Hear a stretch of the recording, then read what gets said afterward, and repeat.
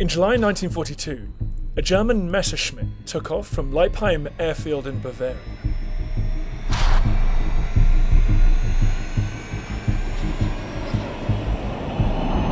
But this was no ordinary aircraft.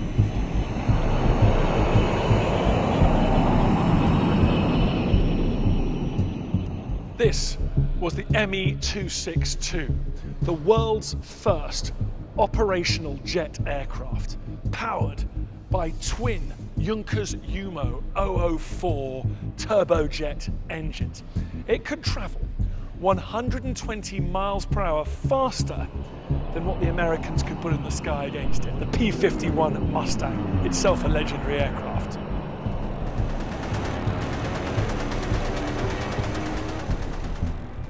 It was a rare ray of light in the increasingly dark outlook for the German Luftwaffe. And today, we have the unique opportunity to see this remarkable aeroplane take to the skies once again. The only flying example of an Me-262 in Europe. There we go, it's off the ground. That is something I never thought I'd see. An Me-262 flying off an RAF base in Lincolnshire. What an amazing thing to see. And even though it was faster and more deadly than anything the Allies had, this remarkable feat of German engineering would not be the war-winning weapon that Hitler had hoped for. Why did such an advanced aircraft that could have been the kryptonite to Allied air power fail to make its mark during the Second World War? So you get this extraordinary aircraft and then you try and get it to a job it's not supposed to do. That's right. It was never meant to drop bombs. And how did this special aircraft power a new era in aviation history?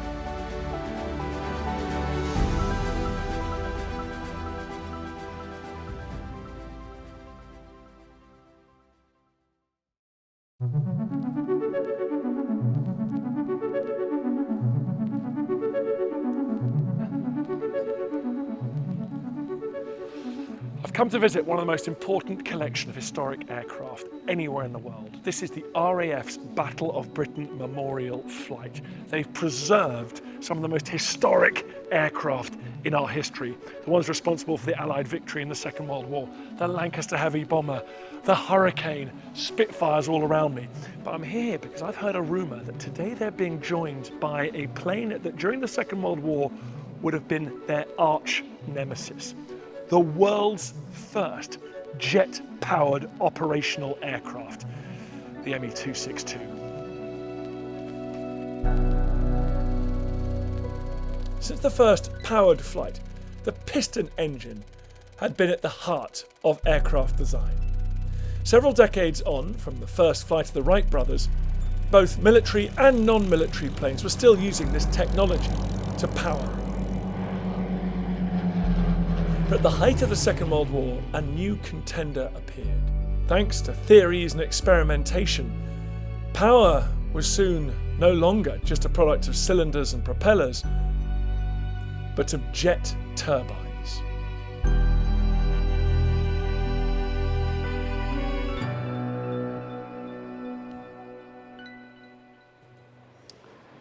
And here it is, the Me-262, known to the Germans at the time as the Swallow.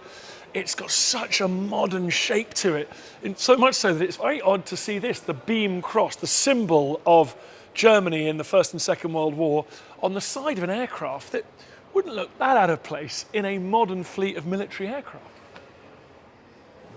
It's got such a distinctive shape, this curve here. Some people say it looks a bit like a shark. You've got these wings here, which come back in angles, so-called swept wings. That was an evolution designed for this aircraft, one that was copied by all subsequent fighter jets. And then these, the engines themselves, the world's first production jet engines used operationally.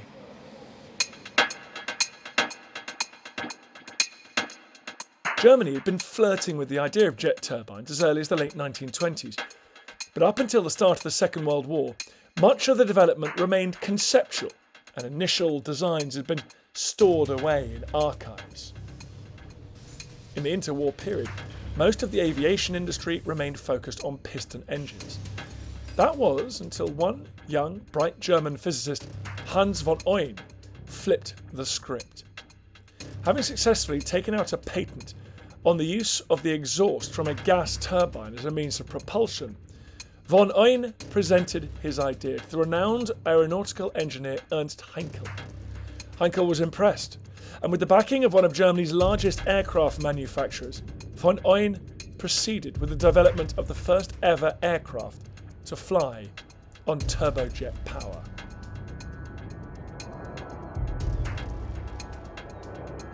On the 27th of August 1939, the Heinkel HE-178, von Euyn's first prototype, performed its maiden flight. It lasted only 6 minutes. The extreme heat of the Heinkel's engines had put the airframe under enormous fatigue, and it was estimated the Heinkel would only last around 10 minutes of flying time. As well as that, the maximum speed it reached was only 372 miles per hour. Now that was only a little bit quicker than the mass-produced, much more primitive Messerschmitt 109. So Nazi officials who attended that first flight weren't particularly impressed. But this was merely a blip in the Luftwaffe's mission to build a high-speed, high-performance jet fighter. Behind the scenes, over at Messerschmitt, Germany's alternative aircraft manufacturer, Air Ministry plans had already been put in place that will result in a newer and improved jet fighter. Talking me through the early development of this remarkable aircraft was Jerry, an experimental test pilot at Airbus Defence and Space. So when the Heinkel fails, is that good news for Messerschmitt, or is it a disappointment for the whole industry? No, we have to put it in the right way. It never failed. Okay. It was a proof of concept that a jet engine can fly with an aircraft. And this was the first quantum step to grow into age of jet age. So it wasn't a failure, it was actually the proof. Whittle couldn't do it because he used different fuels than von Neuheim did. And von Neuheim reached 20 minutes flight with the Heinkel 178, which was good news for everybody. But then how does Messerschmitt evolve, take that one step further? There were concepts before, but nobody knew how the engine would look like.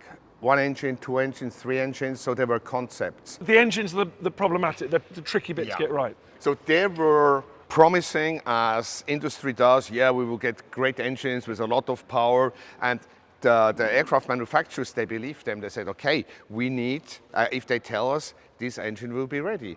But then they're waiting and waiting. The structure was ready 40, 41, but they weren't ready, so they put a Jumo 210, a piston engine in the nose to do the first proof of concept of the structure and of the aerodynamic part. So from a design perspective, if you look down the aircraft, the requirements were, after the successful flight of Heinkel, they said, hey, we need an aircraft like that, but specification 900 kilometers an hour, pure, and then we would like to operate from unprepared fields. Okay. So then they started to do the engineering. Unprepared fields means fat tires, and fast flight means thin wings, and not a lot of drag, so small fuselage, small empennage, and everything trimmed to speed.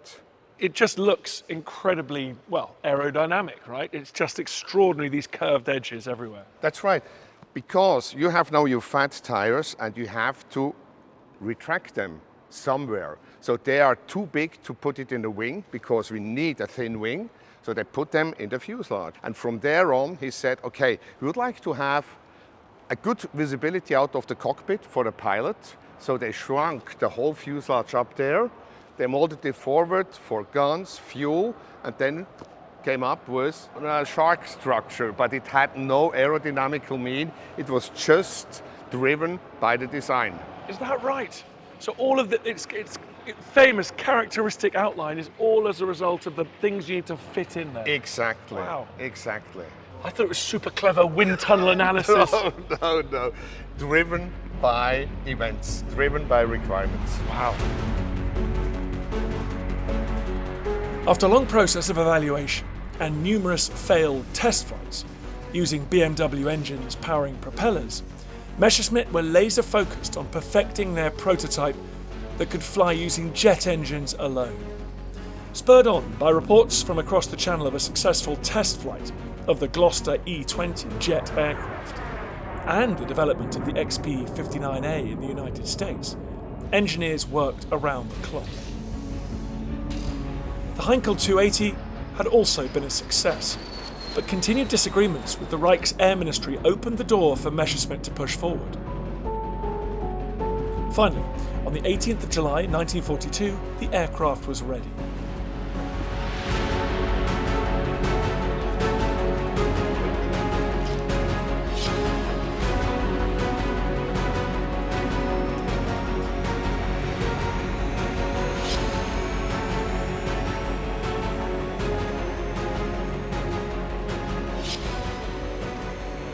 Well, there it is, the moment we've all been waiting for. Europe's only flying Me-262, heading up the runway. It'll turn around and it will take off and take to the skies. And following it in formation, very sociable, it's brought a few of its erstwhile wartime enemies to keep it company. Mustang, Mark 19 Spitfire, the Spitfire at the back in its D-Day markings. Never going to see this gathering again.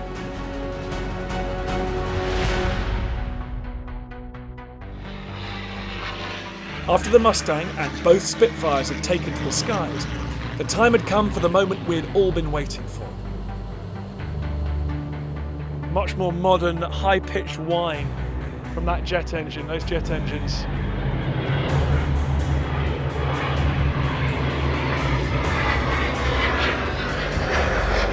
There we go, it's off the ground. That is something I never thought I'd see. Me-262 flying off an RAF base in Lincolnshire. What an amazing thing to see. And it sounds very much more modern than those radial engines of its competitors, Spitfires and the Mustang.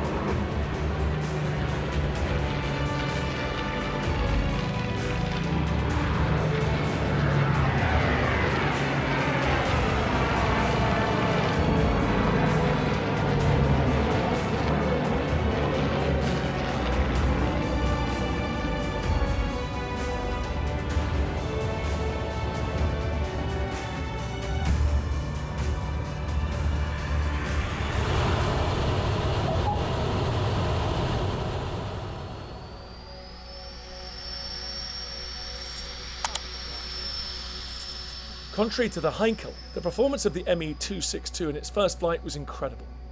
On its second flight, it climbed to 11,000 feet and reached a speed of 450 miles per hour. Already it was flying faster than any Allied plane in existence.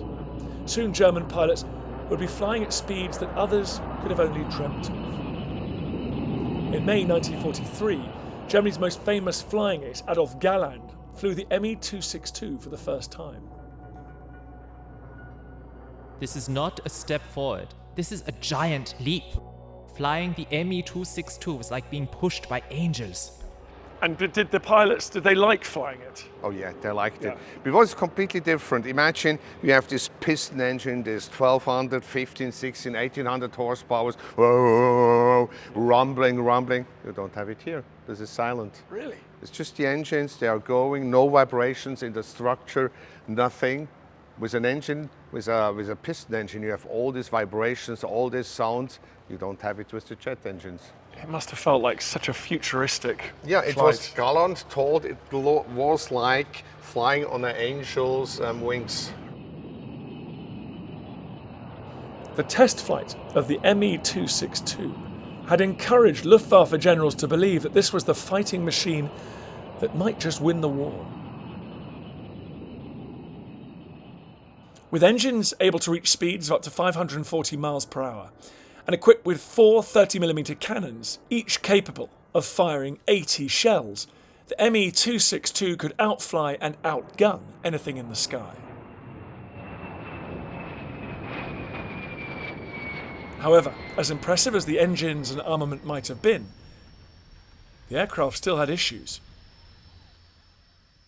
And these engines, is it true that they didn't have that long a life initially? That's right. Okay. But you see, legs about 60 minutes flight, the Mustang 5-6 hours. So this was also a really limiting factor. They went up, did their 1 or 2 attacks, and they had to return to land because the fuel fraction was there. As if the gas-guzzling engines were not enough of a problem, another key figure would soon enter the fray, further complicating the development of the aircraft. None other than the Führer himself, Adolf Hitler, weighed in on the production process, ordering that the Me-262 be made into a fighter bomber as well as an interceptor. Going back to 1939, when the requirements were written, it was clearly an interceptor. Okay. It was clearly meant to go in fast, do the job, and come back fast. But then he thought that maybe with bombs it would be fast on the battlefield and easy to drop stuff, but it wasn't, because it was never meant to drop bombs. So you get this extraordinary aircraft and then you try and get it to a job it's not supposed to do. That's right. Despite delays in development, on the 19th of April 1944, Übungskommando, Test Command 262 was formed at Lechfeld, just south of Augsburg, to introduce the Me-262 into service and train a corps of pilots to fly it. Many pilots still struggled with the plane, particularly when it came to landing. In an Me-109 plane, one could just switch off the engine and drift down slowly. But in this plane it was not possible at all. I was traveling at a speed of 500 miles per hour and I couldn't reduce it. The plane just wouldn't descend. I had to fly in circles until I reached an altitude where I could ask for permission to land. Once I finally landed, I was completely soaked in sweat. To get a better idea of what these pilots were working with at high altitude, I decided to hop into the cockpit. And as a pilot, was it more difficult to fly than what had come before? The thing they found out is approach speeds and takeoff speeds were bigger. It was not difficult, it was different. There were other rules. You know, concession to speed with the small tail. So you have less directional stability and you start to do this one. It's called Dutch roll because it's not damped with a large tail.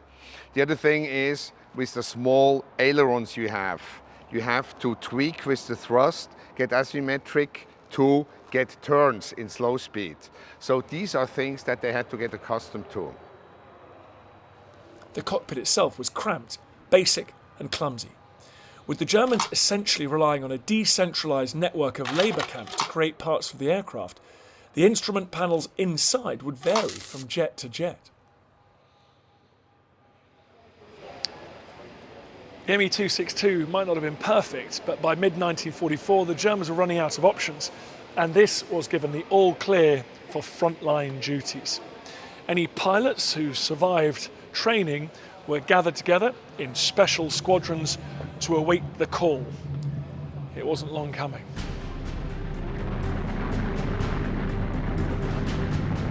With thousands of Allied bombers now pounding Germany, every available pilot was thrown into action. On the 26th of July 1944, the Me-262 became the first jet fighter to be used in combat. Lieutenant Alfred Schreiber damaged a de Havilland Mosquito reconnaissance aircraft from the RAF, which was flying over Munich, which was then reported lost in a crash upon landing at an airbase in Italy. Flight Lieutenant Colin Bell served in the RAF as a Mosquito bomber pilot, carrying out over 50 raids over Germany during World War II. He recalls a close encounter with the 262. What did people say about these aircraft? Well, they regarded them as a very formidable adversary, and the main thing was to make sure that they couldn't get a visual on you, because if they got a visual on you, you were dead. And because their firepower was simply phenomenal. I never saw the Me-262. All I got was an indication in my cockpit that one was closing in behind me. So I had to take evasive action to make sure he didn't get a visual. Remember, he could catch up on me at the rate of 100 miles an hour. So therefore, you had to be alert. Yeah. So it had quite the reputation when you were flying. Well, yes, it had a formidable reputation. In the late summer of 1944, with more and more Luftwaffe pilots taking their new Me-262s into battle, it seemed as though they might finally have a weapon that could beat the Allied bombers and their high-speed escorts. We were jumped by an Me-262, and I only got a very short glimpse of him because he made an attack from about 3 o'clock high, and he came down through the group, and he went by so fast we could hardly see him. It was really a shock, because it was nothing like we had seen before. By late 1944, the 262s were attacking Allied bomber fleets with devastating effect. Their speed and firepower was just too much to deal with. The Luftwaffe hadn't felt such supremacy since the earliest years of the war. However, yet again, this feeling would be short-lived.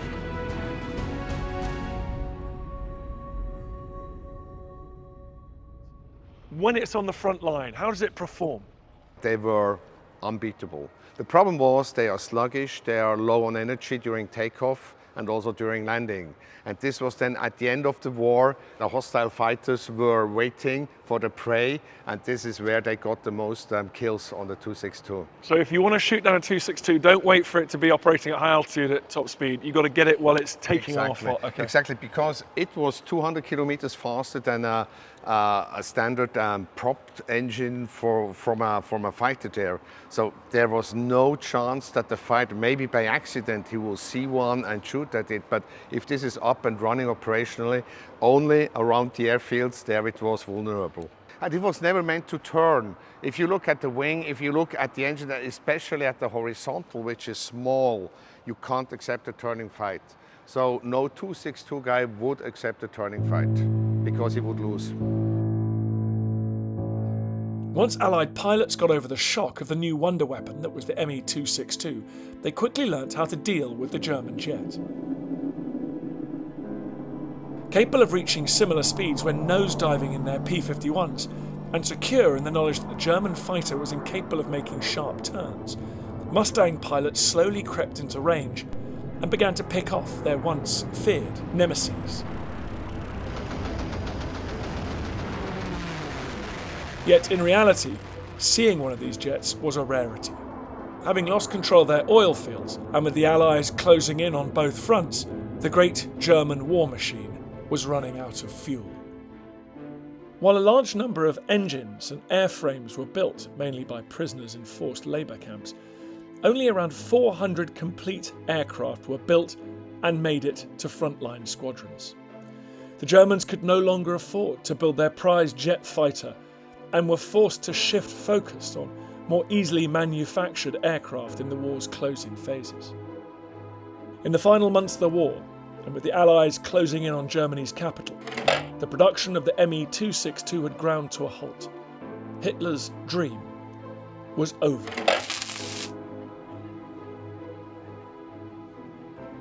At the end of the Second World War, any surviving 262s, or any parts of them, were gathered up immediately by the Soviets, the Americans and the Brits for research and development purposes. So really, this plane wouldn't just affect the future of German aviation, but the whole global industry. It's sobering to think that if the Me-262 had gone operational earlier in the war, perhaps 2 years earlier, and in sufficient numbers, well, it could have affected the course of the war, perhaps even its outcome. But as it was, by 1944, Hitler had run out of time. It was too late, and the German economy simply couldn't produce enough of them or the fuel to power them in order to change the outcome. But even though this plane wouldn't prove decisive on the battlefield, it would prove hugely important in the development of the industry. That is a massive stepping stone on the journey from the earliest aircraft to the modern fighter jets we have today.